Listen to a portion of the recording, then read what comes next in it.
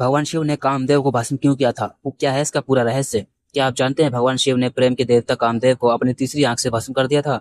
आखिर कामदेव से ऐसी कौन सी गलती हुई थी जिससे पूरा ब्रह्मांड कांप उठा? तारकासुर नाम का एक असुर पूरी दुनिया में आतंक फैला रहा था। उसे वरदान मिला था कि उसे केवल भगवान शिव का पुत्र ही मार सकता है। लेकिन माता सती के वियोग के बाद भगवान शिव गहरी तपस्या में लीन हो चुके थे। देवता भयभीत हो गए। सभी देवता इकट्ठा होकर भगवान ब्रह्मा और भगवान विष्णु के पास गए।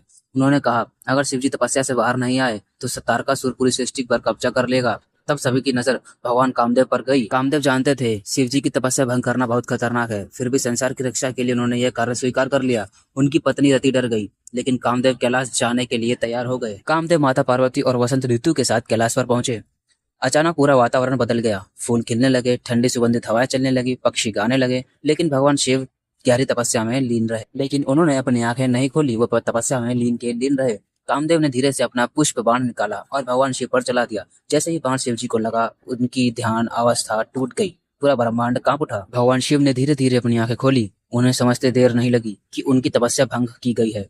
क्रोध में उनकी तीसरी आंख खुल गई और उससे भयंकर अग्नि निकलने लगी। तीसरी आंख की अग्नि सीधे कामदेव पर पड़ी और कुछ ही क्षणों में वे भस्म हो गए। पूरा कैलाश शांत हो गया। देवता भय से कांपने लगे।